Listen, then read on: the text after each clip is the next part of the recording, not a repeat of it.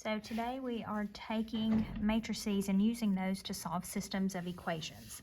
So when you have a matrix and you use it to solve a system of equations, what you want to first create is a coefficient matrix.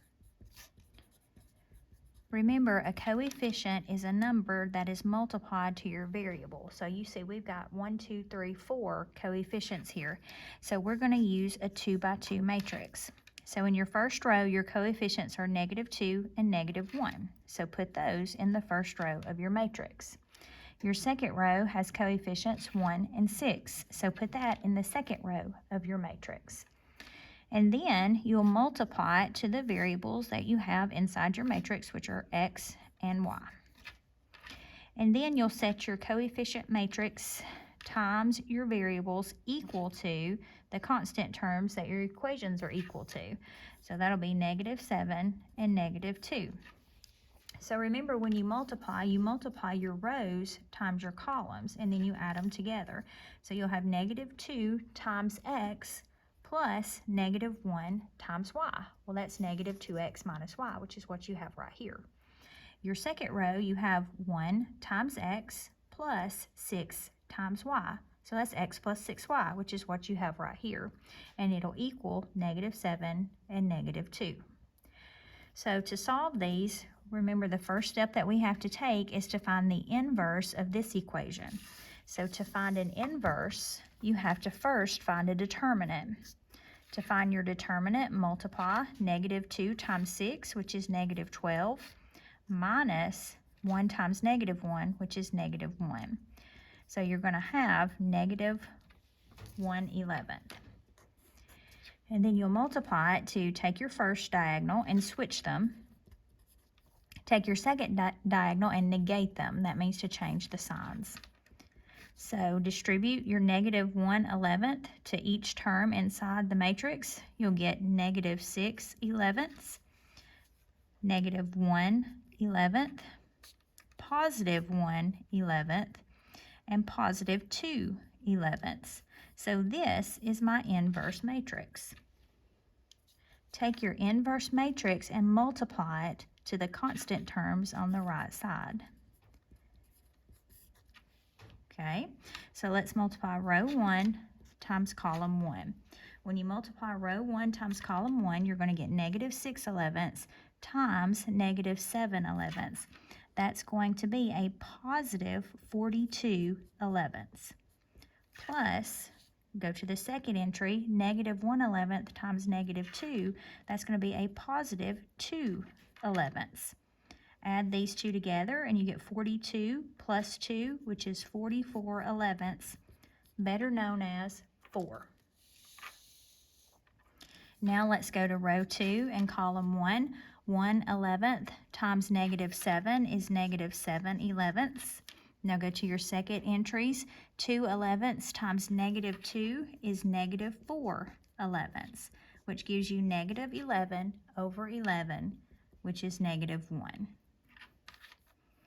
So my matrix looks like this, 4 and -1. Now what does that mean? It means from right here, x is equal to 4 and y is equal to -1. So the solution to this system is 4 and -1. Now you can take your calculator and you can find this as well. So anytime you want to solve a matrix equation like this one, find your coefficient matrix, go to alpha and zoom, and you want to do a 2 by 2.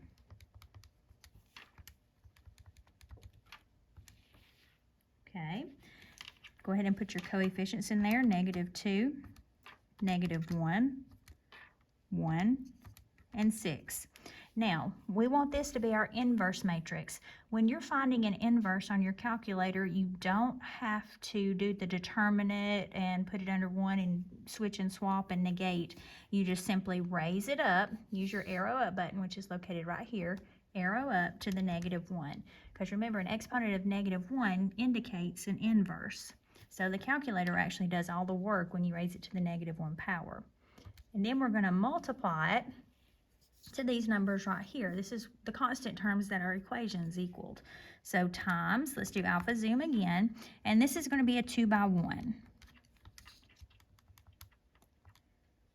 Okay, so we'll put our -7 and -2 in here.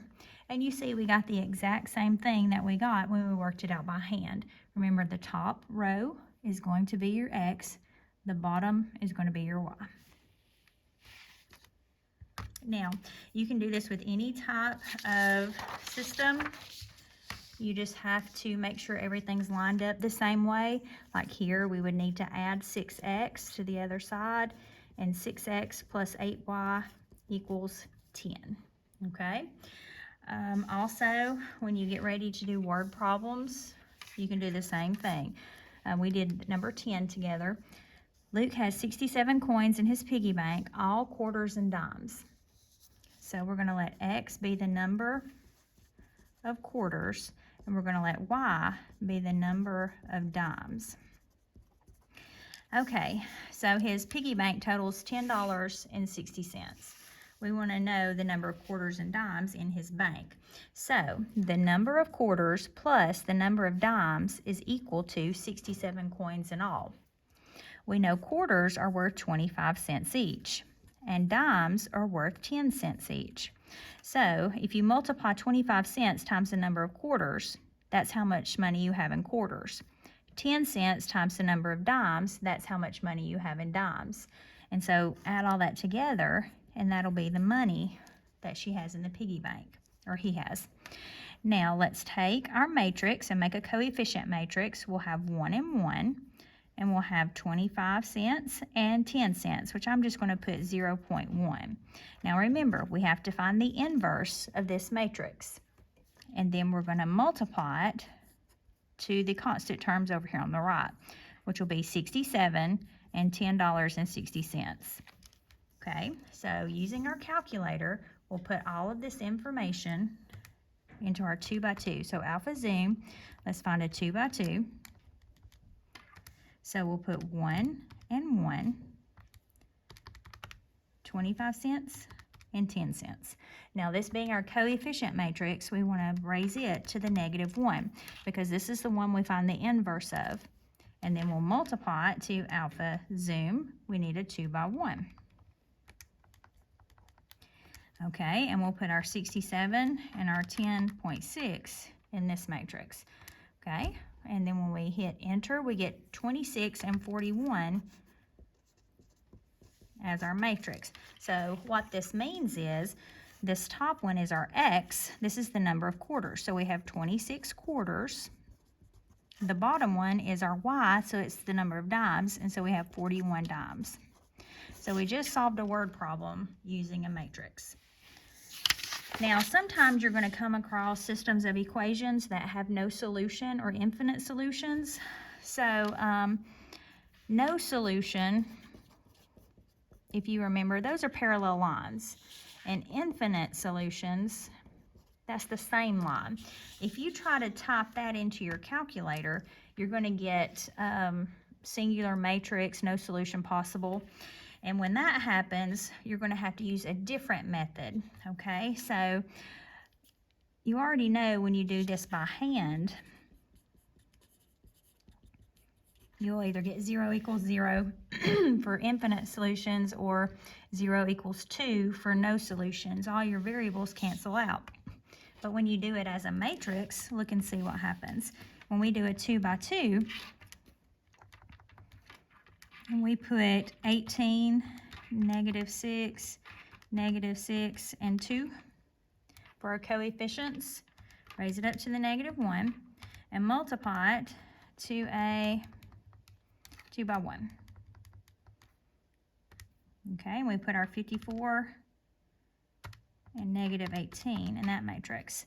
When we hit enter, it says no inverse matrix exists. You aren't always going to have an inverse for your matrix, and this is an example of when that happens. So when you come across a problem like this, what you're going to have to use is a different type of matrix, and that's called reduced row echelon. So that's found, go to second and then hit X to the -1. That's your matrix editor. And you want to go over 1 to math. Now scroll down till you get to B. Okay, see how you have capital B right here?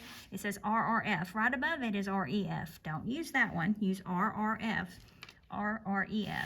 which is reduced row echelon. And what you're going to do when you do reduced row echelon, you put everything in your matrix. You put the coefficients and the constant term.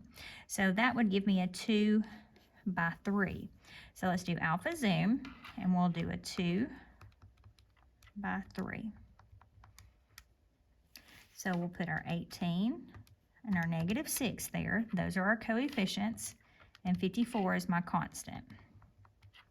We'll put -6 and 2, and we'll put -18 as our constant. Now, when you do reduced row echelon, you do not have to use an inverse equation. So hit enter, and what you see in that bottom row is a row of zeros. When you have a row of zeros, what that means is you have infinite solutions because they're the same line. Okay? Now, so this one is infinite solutions. All right. Let me see if I can find one that might be no solution. I don't know if this one is one or not. I think it is. Let's look at number 9. Okay, so if we do reduced row echelon, again, we'll do second, X to the -1, scroll over 1, and we're going to go down to capital B. RREF, reduced row echelon. Now again, we're going to have a 2 by 3, so alpha zoom.